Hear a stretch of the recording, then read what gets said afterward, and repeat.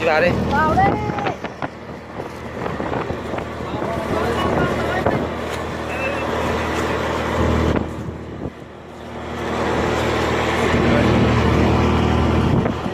Bắt câu vào.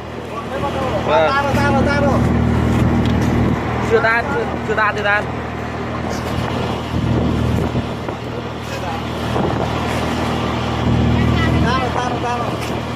Tan chưa? Tan rồi. Có bên kia núi chứ nó. Tan rồi, cái chỗ đông phải đông ra được. Bên này mới đi đâu nó bốc thuyền lên con.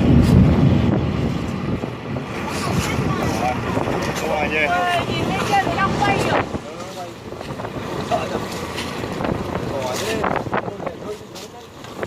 Chỗ này mà gặp tàu thuyền nó thôi. Rồi, lúc hút lên đi. Hết. Hút đéo hết. Anh ơi, cá chảy ơi. Kẻ đó.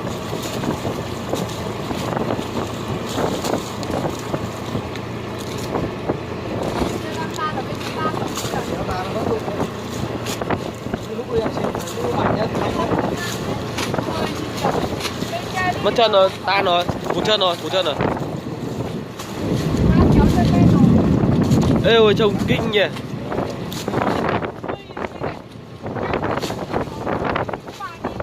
Cái luồng nó xoáy, cái vẫn khiếp ấy.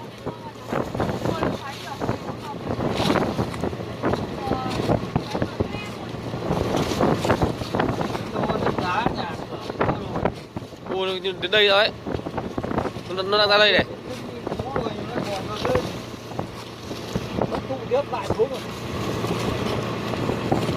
Đang xuống sao này? Tan rồi.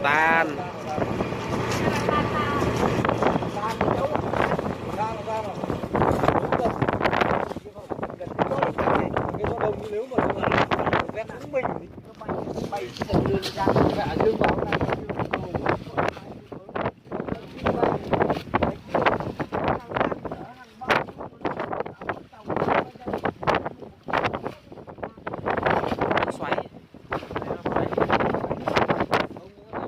Cái này nó xoáy theo này. Cái này đang tụ này. Nó lại xuống này.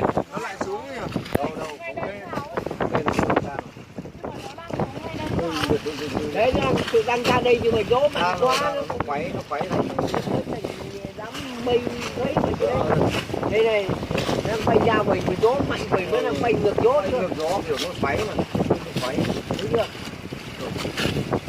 Thằng kia mây kia thì hơi đứng yên mà thằng này mới đang thấy ra mạnh này. Ra rồi.